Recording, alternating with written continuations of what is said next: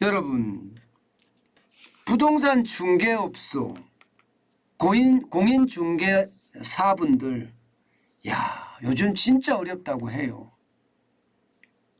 제가 이미 중개업소가 피눈물을 흘린다, 중개업소가 통곡을 한다, 이런 말씀 몇 번 드렸는데요. 가면 갈수록 더 심화되는 것 같습니다. 심지어 말입니다. 이 서울 강남에서도 이제는 폐업할 수밖에 없다, 이런 얘기가 계속 나오고 있습니다. 왜냐고요? 여러분 보세요. 10월에 서울 강남 아파트 중개 매매 건수입니다. 평균으로 따졌더니요, 여러분 놀라지 마세요. 0.01건입니다. 한 사람이 한 건도 못 한다는 거예요. 한 사람이 한 건도. 그러면 중개업소가 한 건도 못 하는데 이게 뭐 버텨낼 수 있을까요? 실제 말입니다. 강남구에 있는 중개사무소에서 이야기하는 사람들, 10월 달에는 월세 3건만 거래했어요. 이렇게 이야기해요. 월세 3건만. 그러니 매일 혼자 앉아 있다가 보면 진짜 수많은 생각이 들 거 아니에요. 그 생각 중에 대표적인 생각이 이거 이제 폐업해야 되겠다. 권리금 회수는 고소하고 사무실에 사람이 안 오니, 고객이 안 오니 이거 버텨내기가 가능하겠느냐, 이런 얘기가 나오는 겁니다. 사실 0.01건이면 사실상 개점 휴업입니다. 그만큼 말입니다. 거래 멸종이 됐다는 거예요. 거래 멸종이. 실제로 말입니다. 이렇게 되니까 중개업소들의 줄파산 계속 이어지고 있습니다.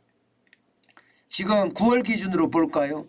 신규가 또 생겨요. 918건의 신규가 생겼습니다.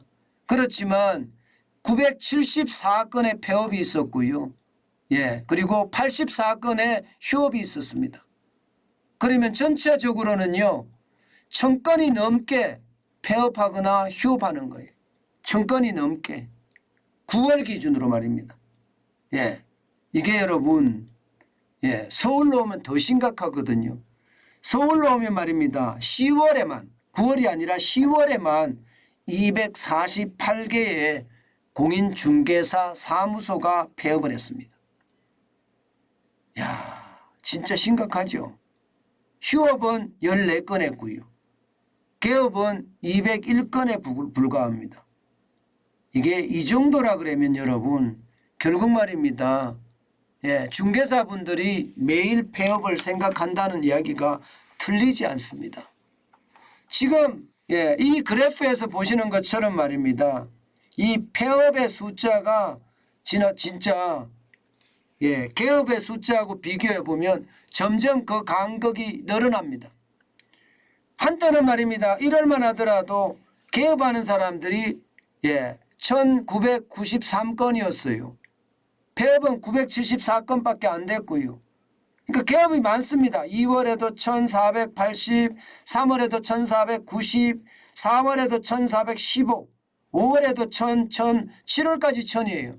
그러다가 8월부터 906건, 개업이 918건 이렇게 줄어듭니다.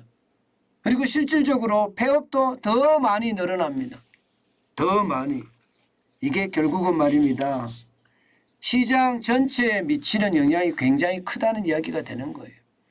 중개사분들이 줄어드는 것은요, 시장이 이게 완전히 붕괴됐거나 아니면 멈춤이 됐거나, 그것도 아니면 뭐 빙하기라고 하나요?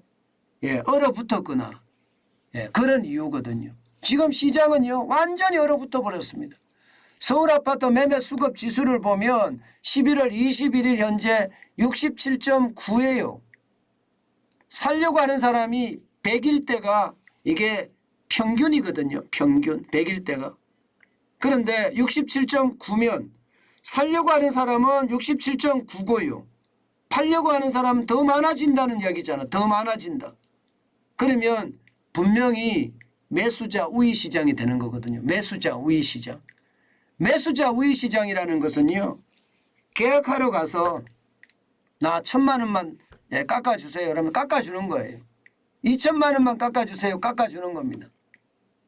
반면에 매도자 우위 시장 다시 말해서 67.9가 지난 2월 8일에 111.9가 됐던 것처럼 이렇게 100을 넘어가면요. 매도자 우위 시장이 됩니다. 그러면 파는 사람이 아유 나 이 가격에 못 팔 거예요. 3,000만 원 더 올려주세요. 그럼 올려줘야 되는 게 이게 매매 수급 지수라는 거거든요. 근데 매매 수급 지수가 이렇게까지 빠지니까 결국 말입니다. 시장은 꽁꽁 얼어붙다 못해 이것은 시장 멈춤이라고 이야기할 만하다. 이렇게 이야기합니다. 시장 멈춤. 시장 멈춤이 되면 어떻게 되겠습니까? 시장이라는 것은 활활 돌아가야 됩니다.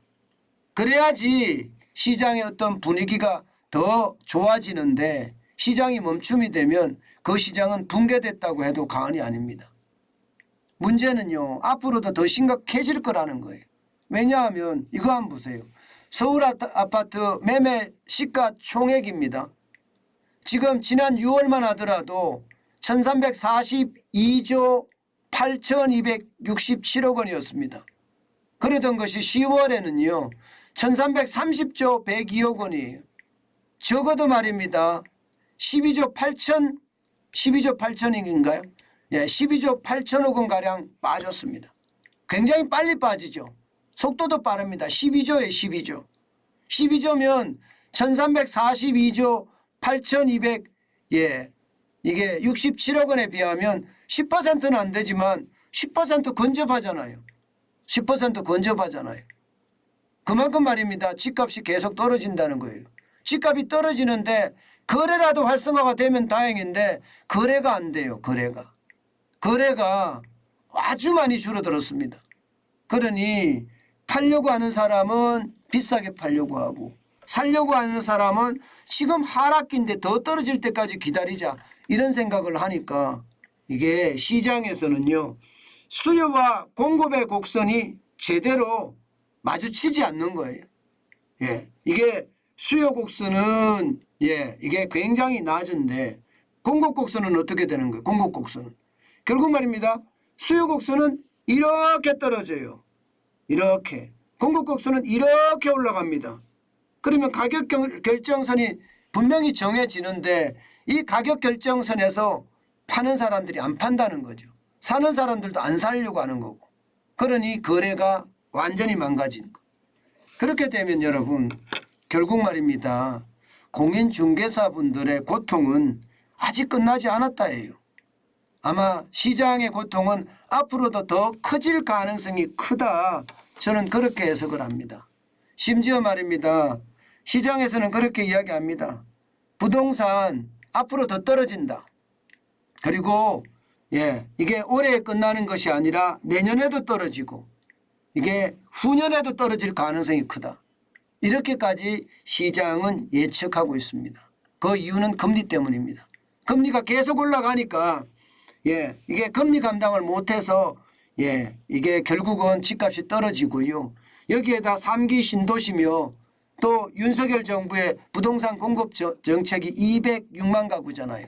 이것까지 한꺼번에 몰렸을 때는 이제 집값은 떨어질 일만 남았다. 이렇게 시장은 예측하고 있습니다. 여러분 저는 공인중개사분들이 앞으로도 쉽지 않다 생각은 드는데 분명한 것은요. 거래만 일어나면 그나마 다행이다. 아마 거래라는 것은 이제 더 이상 집값이 안 떨어진다. 이제는 팔아야 되겠다. 뭐 이런 생각이 들면 거래가 일어나지 않을까요? 그때까지 버티는 게 참 쉽지는 않겠지만 절대 포기하지는 마세요. 포기하지 않으면 그 속에는 기회가 반드시 있으니까 그 기회를 잡기 위해서 버티고 또 버티는 것. 집값은 떨어질 겁니다. 그리고 분명하게 수요와 공급 곡선은 마주칠 거예요. 그러면 거래가 일어나니까 조금만 더 버텨보시면 어떨까요? 저는 그렇게 생각합니다.